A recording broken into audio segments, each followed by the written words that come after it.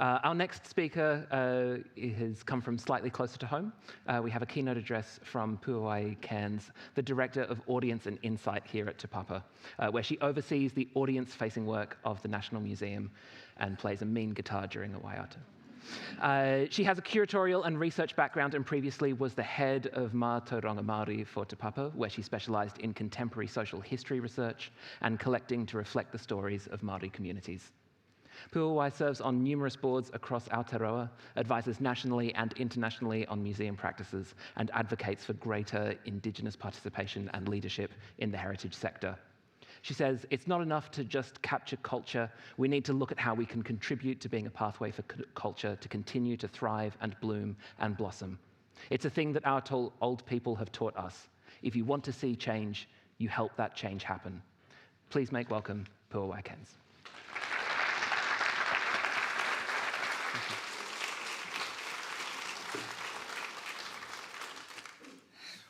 Nervous.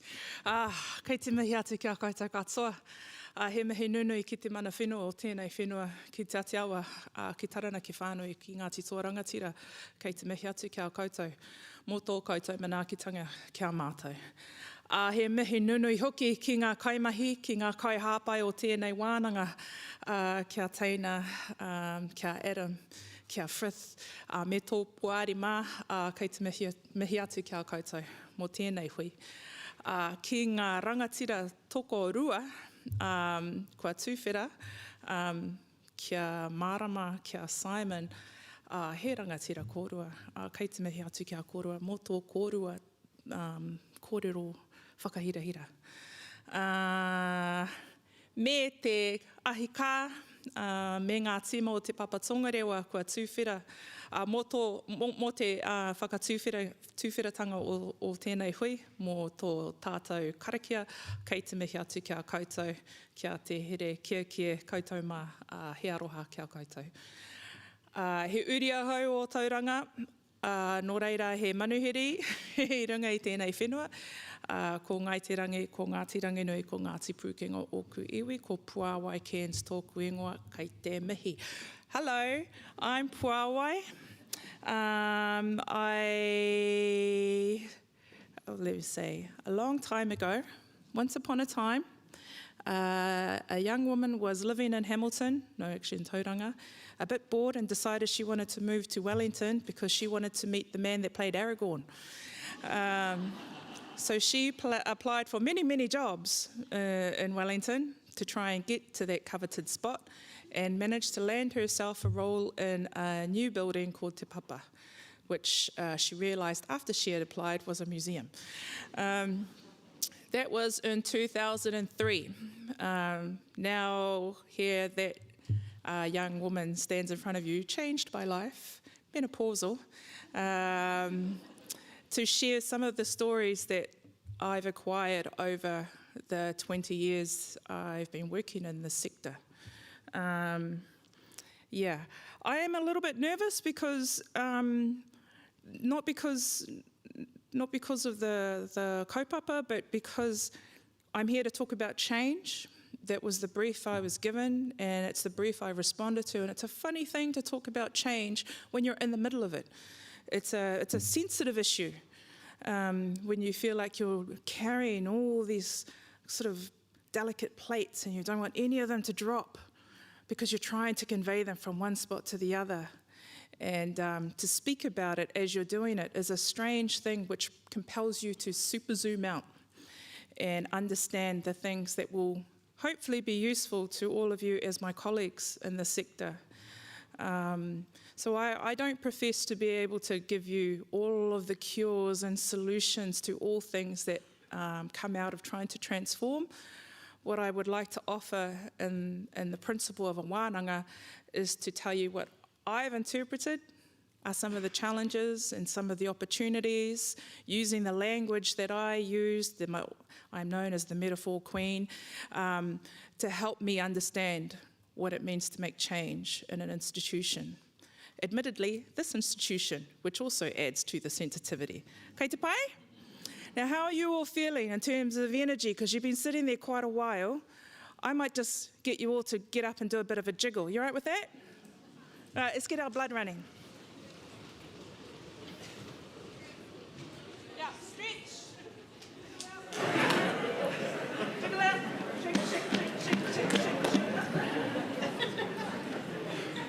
Now stay there, stay standing. I'm going to make you do some breathing, and then you can sit down. All of the people who work with me understand the excruciating embarrassment of this. Too bad. We're going to support our whānau that have come, our manuhiri. So I want you all to close your eyes. Okay, and we're going to do 4 breath cycles. All right, and let's push the oxygen into our tinana so you can engage your brain again. Okay, all right, so fill your lungs as deep as you can. Through your nose, ha ki roto. And through your mouths, exhale, ha ki waho. Ano, ha ki roto. Ha ki waho. Ha ki roto.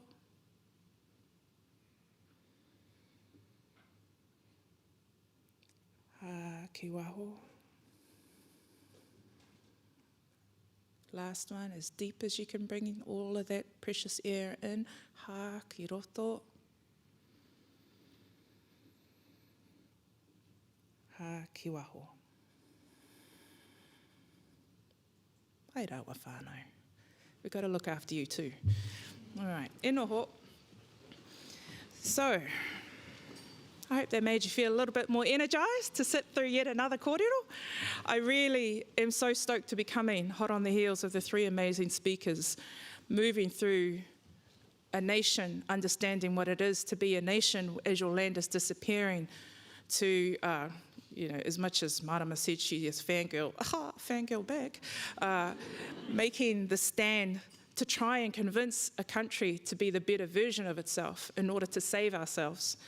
And then moving through, what does this application look like in a museum? How do we bring new experiences to people where we're bringing the world to them without actually having to take them to the world? So the kōrero, the title that I chose for my kōrero after lots and lots of rigorous debate with myself is Planting Seeds of Change. Like I said, I am a metaphor queen. I like analogies. It helps me understand complex things in front of me. One of the things, so what I want to do is just tell you what I think I'm hoping to cover today. I call it opening my playbook, opening my scrapbook, opening my friendship book, sharing some of the things that are really important to me. I don't profess to be a change management specialist. That's not what you're here for. I haven't done an MBA. I don't do all that stuff, possibly to my bosses. So, like, kapai. That's banked. But I do understand change.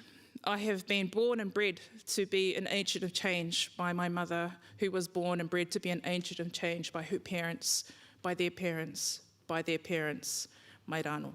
So it is something I've inherited, and it's not something I can turn off. So really lucky I'm in a place that is about encouraging that. So I want to talk about what is change, why is it important to me, what am I trying to achieve, what are the seeds that I talk about in terms of trying to plant, and I want to go through a process that I think it's really important for people who are trying to transform, is to understand the fears. Some management books might call this a risk analysis. I call it tracing the taniwha. And what do I think it takes to change and transform? So what are the lessons I've learned through a lifetime? I want to start with poets. Poets are, for me, they see the future before a lot of us do. Artists see the future before a lot of us do. They are much more sensitive to it, and they're able to articulate it. So I want to start with Sir Hardy Williams' poem that I saw in my own darling, super famous cousin, Tyrone Ohia's presentation last week at Semi-Permanent. And the poem is Karoro. Ah, why then, my people, this distaste for the voyaging spirit? Have you become colonial seagulls, lulled only to clean the coastline, feeding on insubstantial flotsam, fringing the sea's lure of intense meaning? Why? The question, why? Now, it's really awesome to actually be hot on the heels of Simon's kōrero because of the world that he introduces into our room. but also the history of voyaging, the history of the Pacific, the history of leaving the land and moving out into the deep blue, which is an ancestral instinct within Te Ao Māori.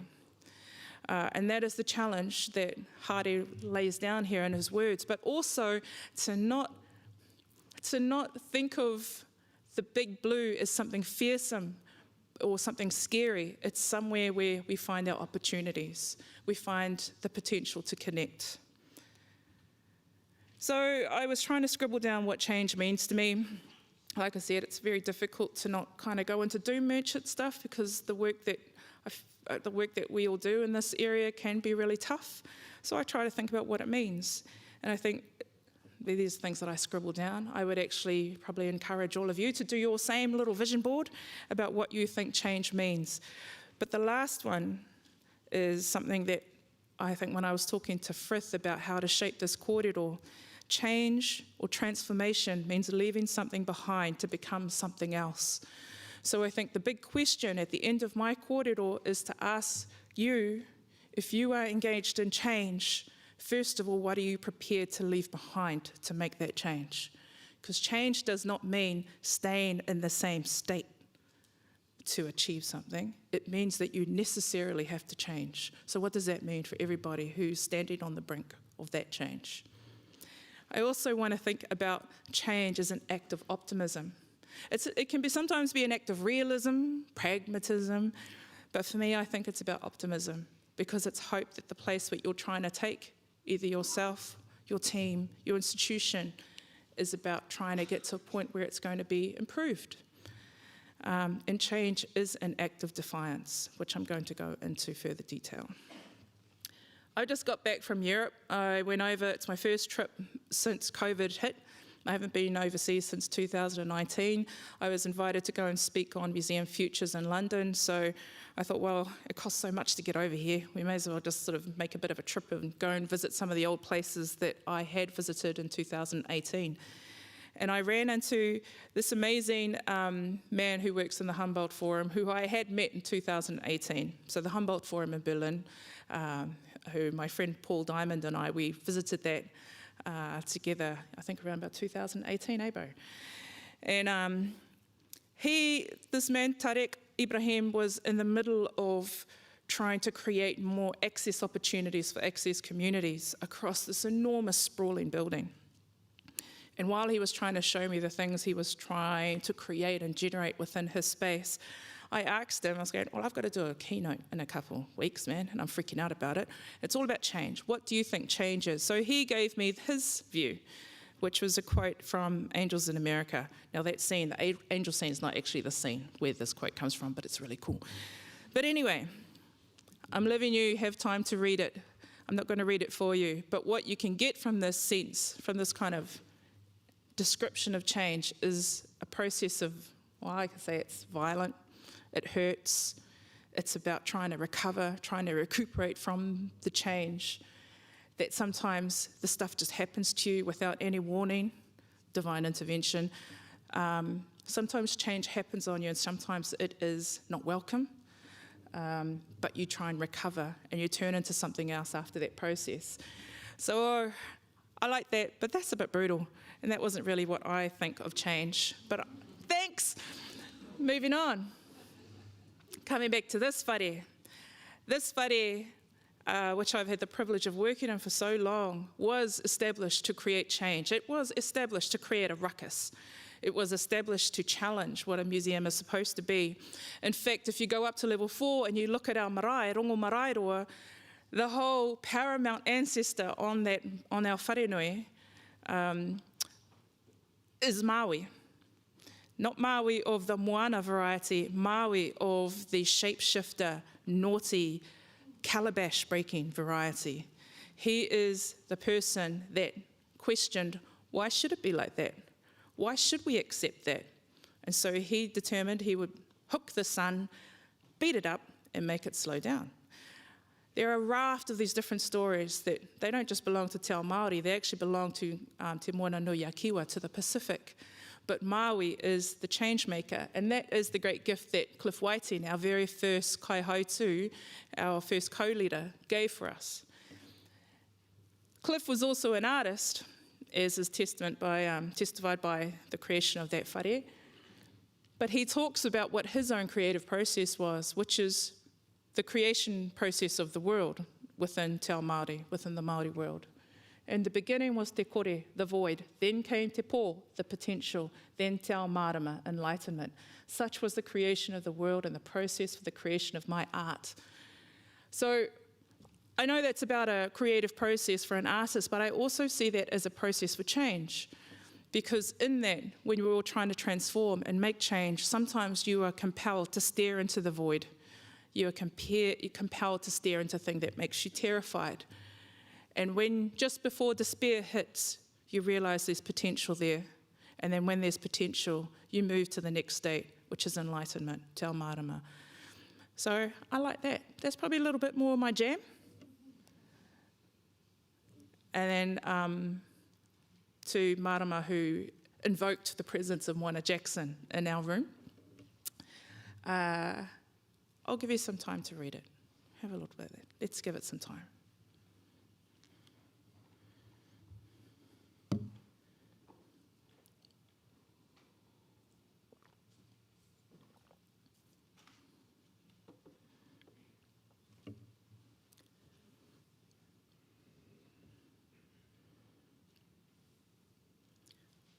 For our international visitors, Moana Jackson is just the man. He was the man. I was lucky I knew him personally in my whānau, but I was standing in this room a few years ago when a very renowned Māori academic stood up to mihi to Moana, who was sitting on stage trying to disappear, and called him Te Taonga o Te Ao, the treasure of the world, because of his ability to see, but also his ability to ensure that compassion and strength were hand in hand in how he perceived the world. And one of the things, this is one of the final interviews he gave before he passed away, where he talked about the hope of transformation, but also the need to be brave. And I think about this all the time in my own mahi, because I feel like this is what I always also need to be, is to be brave. And sometimes when you're trying to create change, you actually don't know where you're going to land. And you have to hold the nerves and the feelings of a lot of people around you while you're trying to understand where you're taking them. I think for anybody who's in a leadership role, that is probably the most challenging of all. Being like this, the air steward in a cabin. Do not flinch, do not freak out as the plane is getting bumpy, because your mood will be reflected in the whole cabin.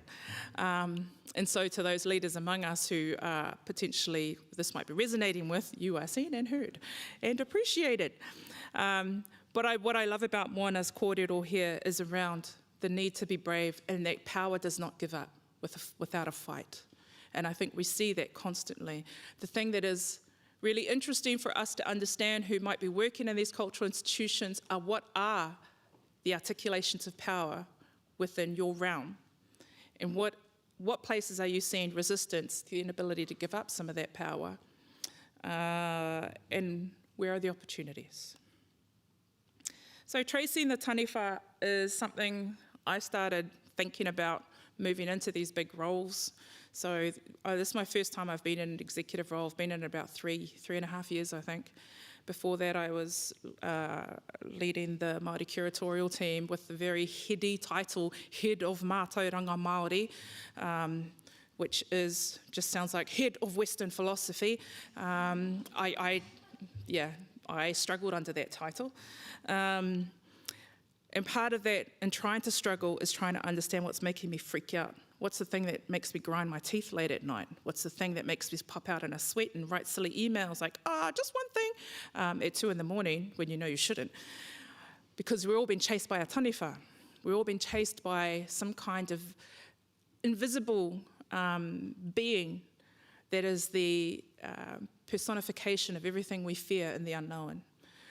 In Te Ao Māori, that's what the taniwha is. They are either a guardian or they are a cautionary being that is supernatural and that prevents you from doing things. It scares you from doing things because usually behind that oral history, behind how they've been articulated, things like you must not go into that big into that dark pool, that green pool, because it's really dangerous, and it's a taniwha will get you, because there have been generations of people who have been lost in that spot. The thing is, when you grapple with your taniwha, it helps you understand the practical snags and fears that are behind it. So I do it myself. And I'm going to show you a big as taniwha, which when I showed this to my partner last night, he goes, "Ooh, that's a bit dark." But he goes, "That's a scary bloody slide." And it is, especially because I know we've got some directors and some CEs in here, and this is the stuff that we are all grappling with. You know, our institutions are expensive to run. We have to bid. We also want to make sure that we're doing right by our people. We want to make sure that we're operating with kind of civic responsibility, understanding the power that we have to bind citizens together to create the space for common good. But we know that that's been challenged because of the rise of factionalism. White supremacy, expressions of white supremacy are actually becoming re-emboldened, and this has been happening for a long time. I know it's very challenging when the word white supremacy is dropped in the middle of a group, but it's there, and we can't deny it. And we can see it, just as Marama was talking about earlier, you can see it manifesting within our own society here in Aotearoa. Economic inequity, widening the gaps, that has complete impact and effect on us. And as Marama also said, urgent action is needed to support Papa Tuanuku, because she's going on life support. So, I do believe in the power of museums. I wouldn't work in them for so long. I know I tend to talk a little bit naggy sometimes when I go and do my talks around the mutu. I like to think of myself as a critical friend rather than a nag. But I wouldn't be here if I didn't believe in the power of the museum. I see the museum as a hub for stories, a way to tell stories, especially from the people from whom those stories come, to the people who are hungry for those stories. But there are some things that I do worry about, and this is still part of my tracing the taniwha. I am worried that my effects will be temporary. Any kind of structural change that I try and enact or I'm supported to do, it all relies on the kind of the complicity of my executive, the board, government that appoints the board. And so there is this fear that these things that we try to do as a group may be turned over, flipped over. But my thing is, I don't want to be preoccupied with that too much. Change is hard. It is really hard for reasons I've already probably gone over a bit. And our world is in danger. Robert Janes, shout out to Samuele for introducing me to Robert Janes. Now, because I like looking in the dark and I do my tracing the taniwha, when you trace the taniwha, the outline of your monster, all of a sudden you realise that its dimensions are that big, not that big, right? That's why it's important to really get this stuff out on the table for yourselves. So some of the things that I try and implement at my level, we call it succession planning. That's probably more of an MBA word for me, and I know I put that there, but I was struggling to figure out a better way. I would say just more like getting stronger soil. Strong soil with the nutrients and with the elements in it that I know it's going to create better growth. And so that may mean succession planning, that may mean being more diverse in how I appoint people or how my teams and managers are appointing. It may mean being nimble with the types of roles that we're designing. But it's about enriching and deepening and making your soil more robust. Value and measure your impact. My lordy, we are in, you need evidence and you need to be able to say what the change you're trying to make is going to do. And then you need to come back and track it and say, this is what I did. So have your story. And so these people, I'm really, really lucky. I have got some magnificent people that work with me who, this is like their mutant power, who are able to help me track back and understand impact. I was actually going to be talking about things like AIM, but Adrian's already done that probably a couple of times and people have talked about his work. I was going to talk about our performance framework for our audience program, but I actually want to leave that to the brilliant minds that are doing it. We have got tools coming out our eyeballs, eardrums, whatever thing, that thing, taringa. We've got tools coming out of everywhere to help us value and understand our value and measure our impact. Whatever tools you have at hand, if you do not have them, go and hunt down some people in the sector who can help. And lastly, and this is probably more because a very personal kōrero, what works for Māori has benefit for all. So the Māori system, the Māori ways of thinking are about the value of the collective, not the value of the individual. We cherish being able to look after the most vulnerable. You are only as strong as the most vulnerable within your community. That's Te Ao Māori 101. And so I think more of that needs to come into our institutions. If you look after the vulnerable, if you prioritise and advocate for those, you will do right by everybody. Ka pai? Cool. So, you right? Okay, cool. I got 15 minutes. Got to go fast. What am I trying to achieve? So, I took over this role, I think, 2019, I think. And we had a blissful summery couple of months with my new team. And then COVID hit, and we were all in our houses, freaking out. And I had only just taken over as an acting director, I think maybe a month or 2 months before that. I can't remember now. So when me and my team were in our houses, trying not to, I suppose, melt with fear, we started putting a bit of a mission in front of ourselves, which was, what would be our enduring strategy? What are the enduring things that we want to push into the world as Audience and Insights, one of the directorates here in Te Papa? How would we want that work to endure past any of these lockdowns? We thought they were going to be forever. And back into our mahi when finally maybe the physical museum opens. Because at that point, we had to figure out what we were as a museum when we had no physical building. So we distilled our work down, our mission down to 3 points: access, reach, and impact.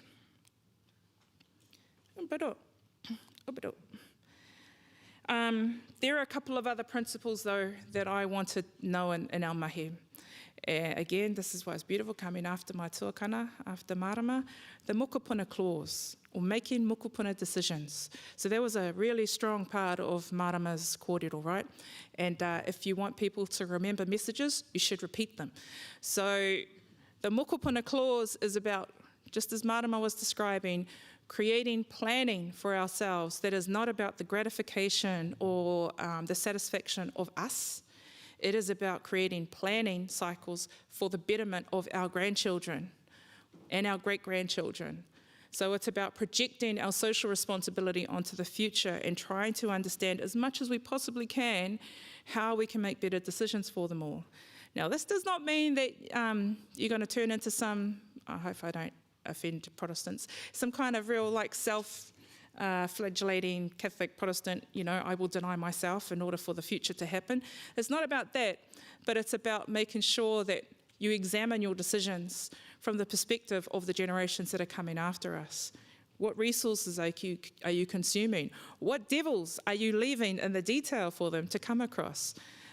Which was a big thing when I was a curator. And I want to just acknowledge the first head of Mātauranga Māori, Wei Ngata, for coining this kōrero, which came from Sweden. So, we all share our kōrero. Me wānanga. Another thing that I wanted to do was to create some principles that are important to me. And so I work for Courtney Johnson, who's our CE, and when she brought me on board, she encouraged all of the directors to think about what's really important to each of us around our mahi.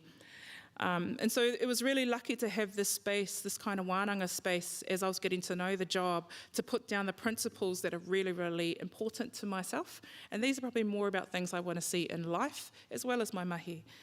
I was seeking better equity across decision-making, that the Treaty of Waitangi, that we would see a more modern relationship with the treaty, because the treaty relationship across time evolves, and so Te Papa has to move with that as well. The mokopuna clause, emancipatory practices for communities, the holistic audience program, which I'll go into more detail. When I talk about the bullet point, Papatua Nuku isn't just at the table, so she's not a consideration for us as we're devising our plans across a broad swag of work. She is the table. So all things start from Papatua Nuku. To build resilience, Māorification, which is my jam, thank you to Moana, and support and promote holistic programming, guard the role of trustworthy scholarship and access to it, and that the staffing across my directorate reflects the people that we were prioritising. So the first thing is around Māorification and systems thinking. One of the things I wanted to do is always to try and understand how I can bring in some Māori ways of thinking. And this is not the Māori way of thinking. This is just something how I was interpreting and applying it to my context, my situation. So I was looking at our audience program and trying to understand how to create a cyclical system rather than a linear system of production. One that acknowledges that creating for audiences is a privilege, and one that I thought I would actually think of it in an analogy of making a garden, making a market garden to provide food for people. So I started thinking about what are the different stages of growth, the different stages of input, trying to think about my grandmothers in their gardens and what it meant for them to be supporting and nurturing their own growth system.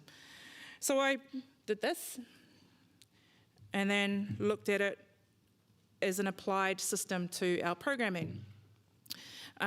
This was then taken by some of my staff who then applied it to different stages of our programming process. Some of those stages already existed, some of them didn't.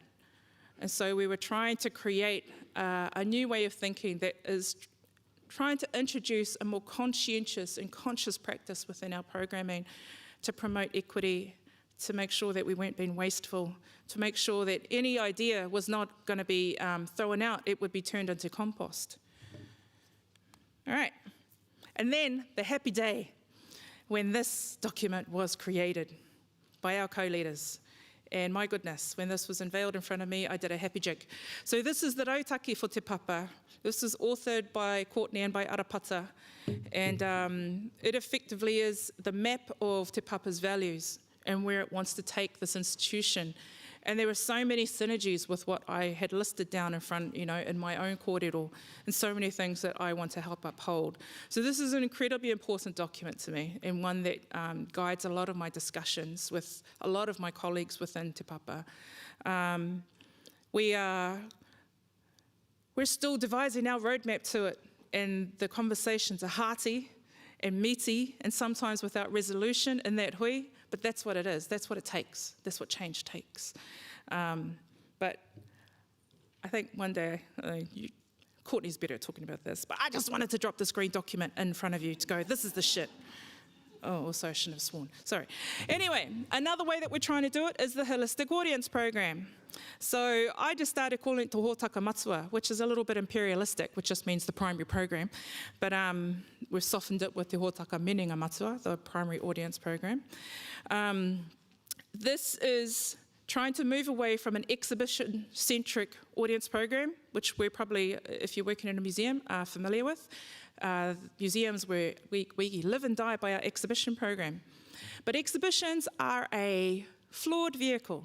I love them. They're like poetry, constructed in 3D, but they also are limited in how many people they can access, they're limited in their reach, and I would argue they're also limited in their impact.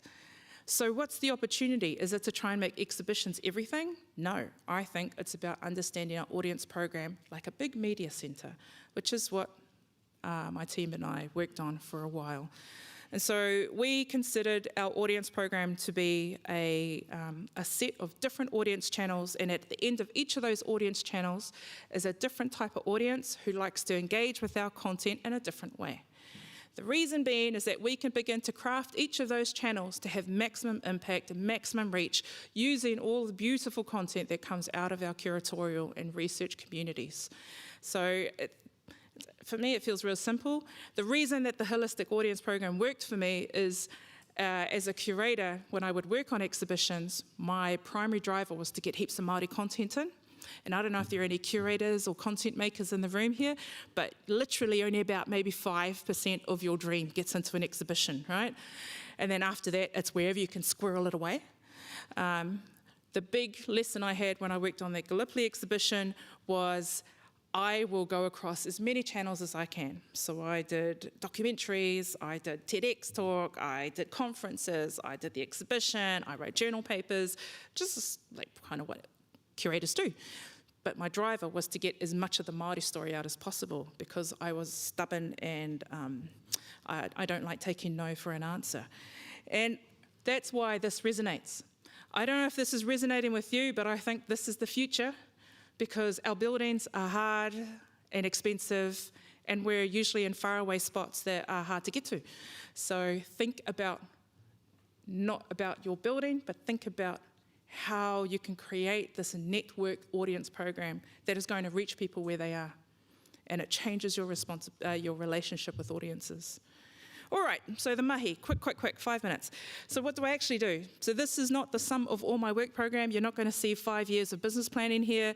It's just some kind of key highlights of the work that my team and I do and we sit across and we're trying to devise. So the first thing is maramataka investment. This is one of the big investments coming out of our programming committee. We invested, I'm not going to tell you how much, but we invested a bit of money into creating some audience-reaching work, audience-facing work, especially around matariki. But we know, like that saying is, te hāpai te amorangi ki mua, te hāpai o ki muri. So in that whakatauki is normally about the people who do the kōrero in the front of the marae are backed by the people in the kitchen. Well, I'm taking it to, I'm interpreting that it's good to present stuff to the audiences, but you need to back it up with the people who are actually devising the content for it. So invest at the back as well. So maramataka is an investment in some professional development across our institution to engage with rangi mātāmua to get everything we can out of his head, to create professional learning opportunities for our staff, no matter where they're situated, in order to begin to understand how we can apply it to the front. So create richness for the back in order to create a bounty for the front meaning our audiences. Next one, our community programming model. So again, because I was a curator, working with communities was a real large part of my practice. Curatorial teams are amazing at holding these relationships and they hold them over decades. And that's beautiful, but it also means sometimes there's a limited opportunity for other communities to come into the museum. So I wanted to see how we can create portals for communities through the teams that I'm in, and primarily in public programming. Public programming is important because when we do public programs, we index more highly with Pasifika and Māori audiences. They tend to attend our public programming more than they might do our exhibitions. So for me, public programming is waharua, is a gateway into the museum.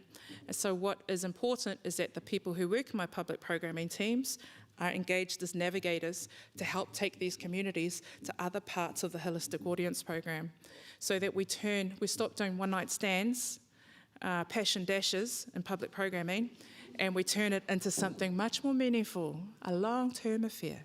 Kapai? Easy. Next one is the focus on priority audiences. So this, like I said, I took over in 2019. The priority audience focus was embedded in the Director of Audience Insights mahi by my predecessor, which also happened to be Courtney. I think myself, it was better that it was embedded by a Pākehā woman than me. And I say that with all earnestness. I think it would have been probably even more of an uphill battle if I had determined that. So sometimes Pākehā privilege is the best thing you need when you're trying to make these battles. But priority audiences, why? Why are we trying to focus on priority audiences? One is that we know that we struggle to get Māori and Pasifika through the door, right? My benchmark for success is making sure that our visitation demographics resemble the population demographics. So I want Māori to come in the same proportion they are in the population, and same with Pasifika. It takes effort, it takes scary decision-making, and it requires you to be nimble on your feet and back your decisions. But it's working. Most of the time. It requires research. Again, thank you, Samuele and Matata. So we commission research from Māori researchers and Pacifica researchers to help us understand these audiences. I think I'm the first to admit the Pacific audiences are far more complex and hard to reach than Māori, because Pacifica audiences are different nations, different languages, they are geographically dispersed. Māori, you know, we've got diversity, but we don't have that level of complexity. Māori probably hit me on the head about that, but you know, I'll back that, I'll die on that hill. But the best thing to do is to commission your research, right? And then we have the bittersweet evidence of our success and the opportunities still yet to be gained. So what we've been finding is that over the last couple of years, our Māori visitation especially has been climbing. I think we had so you can see how it's bumped from the time of when we opened. So that's the whole core, Antarctic core sample of Te Papa's Māori visitation, right from when most of us were in high school or earlier, right through to today. So you can see we've got a bit of an up and down relationship with Māori audiences, but we are climbing and we're going to continue to climb, maybe until someone else comes in this role, I don't know. But this is awesome. This shows me that it's working, but it also shows me that we have, I don't know if that goes back, we have more opportunities here, especially around our Pacifica, which is the reason we've gone and commissioned that audience research. Now we need to apply the learnings. Okay, oh crap, time is up. Where's my thinking? Now and at the future. It wouldn't be me if I didn't leave you with a slightly ambiguous comment. I like harmony, I like chilling. I would like to have an easy job where nobody was angry, nobody was crying, nobody was ho-ha, nobody was walking out of a meeting, kind of a bit like, but that's not my reality. And I think my thing is that sometimes you have to actually exist in an unharmonious environment to create change. For those who are about change, you need to get used to being uncomfortable. And I also take it as a KPI that if there is discomfort, it means that I'm not upholding the comfortable. You get my drift? So sometimes trying to make change is about rupture and repair. Sometimes it's about toing and froing, 2 steps back, 2 steps forward, 3 steps back. It is not a linear process either. So I'm hoping that this is kind of, if there are people in here where this corridor is resonating, that you take heart, that discomfort that you might be feeling is normal. Summary. So, make sure the people around you are resembling the people that you're trying to reach. And I've got, for people who have the luxury or the privilege of signing off who gets appointed, remember, where there is one, there is none. So if you bring someone in from a priority community or an underserved community, if you only bring in one of them, you've got none of them, because they need people around them to support them and to be their confidant and to be their support. So think about companion planting, right? All right. Garden metaphors. All right. Hold the line for your change. It's easy to get dissuaded. It's easy to give up. It's easy to be convinced that you're not on the right path, but hold the line and champion those who need your advocacy because they need it for a reason. Be patient with yourself. Take some time out. Go and get a massage, have a coffee, go and have a boozy weekend with your girlfriends, whatever it takes, but you need to be kind to yourself and be patient with yourself. The thing with people who are requiring change, requesting change, it's really easy to be targeted as stop being uncomfortable, stop making my life uncomfortable. And you go, oh, I am making your life uncomfortable. Hey, sorry. And that's really bad for my brain because I'm an annihilator. I self-annihilate. but you got to be patient. And the easiest way to think about this is revolution can happen over generations. So maybe you are just part of a chain of people who are helping that revolution happen. Just be patient. Relationships are gold. Build your relationships, either through your teams, through your communities, through your strategies, through your data. Relationships are gold. You do not exist in a vacuum. Evidence matters. And you need to sing it like a waiata, which is why I've brought my data in front of you so that you take pictures of it and put it on your Instagram and say, yeah, look at that. But also, some work to do. Some work needs to happen. And like Moana said, believe the transformation is coming. Okay? It's coming. It's already happening. We are in change. We are constantly influenced by change. Change is the only constant. I hope that was what you needed. Yeah. Kia ora.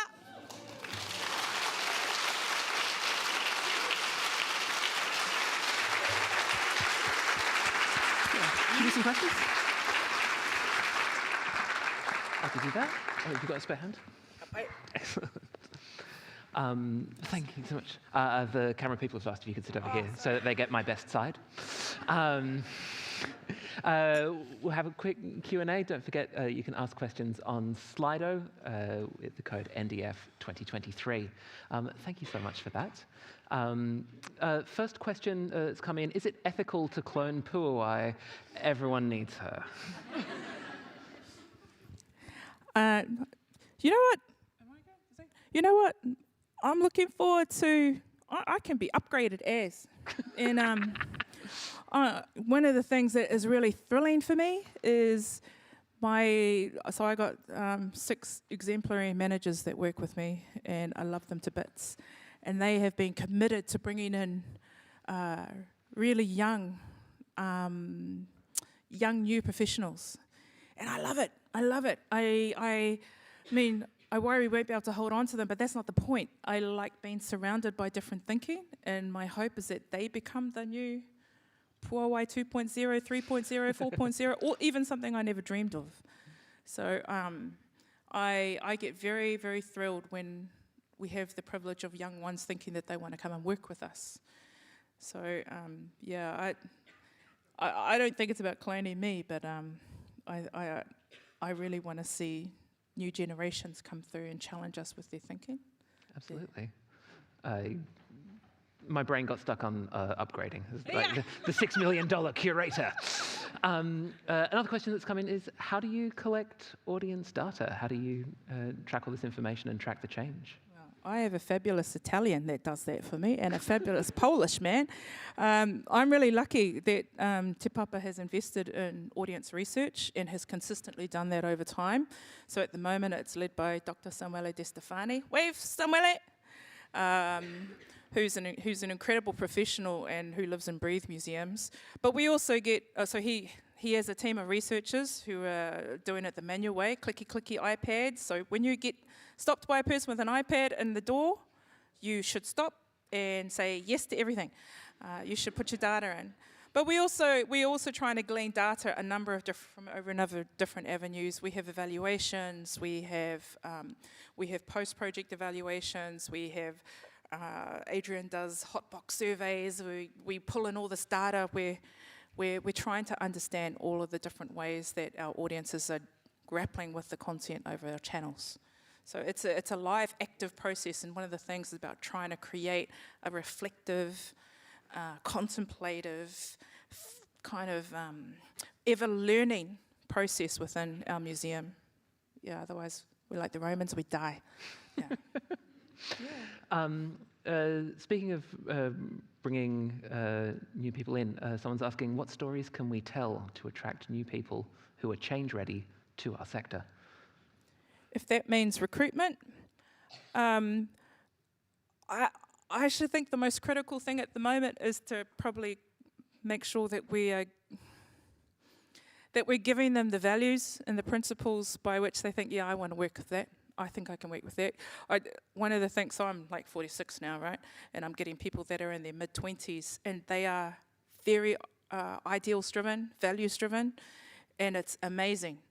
And I kind of get convinced that they wouldn't come here if we weren't so staunch and strong in our values. So you have to make sure that you keep that kōrero up at the top and you try and live by those values as much as you can. But the other thing is we attract young ones who are at the beginning of their lives and they are coming out of university, they're flatting, then they meet the loves of their lives, and then they might want to sort of either spawn a human or a non-human dependent, and then they want to try and look for a whare. So one of the things is to try and make sure that we're creating conditions that they can live their life as they do their professional work, because there's no use them giving us all their work for the values when they're going home and eating ramen every night, you know? Absolutely. Yeah, so I think there's that kind of understanding the human quality and the human elements of the whānau that want to work with us. Absolutely. Yeah. Keeping a human quality while people are being upgraded and spawning non-humans and having tools coming out of their eyes, it's very science fiction. Yeah, no, we should talk on Twitter. No, actually not Twitter, I don't like Elon. But no, I think it's just, the arts, we struggle for funding.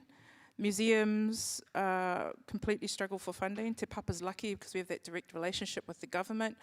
But one of the things in front of us is to continue to battle and push the value of arts and cultural stories and cultural communities into the hallways where they can make decisions that land in our favour, and make sure that it's not just about what we do through our programs, but how we uphold whole economies and communities in our work, and don't underplay that.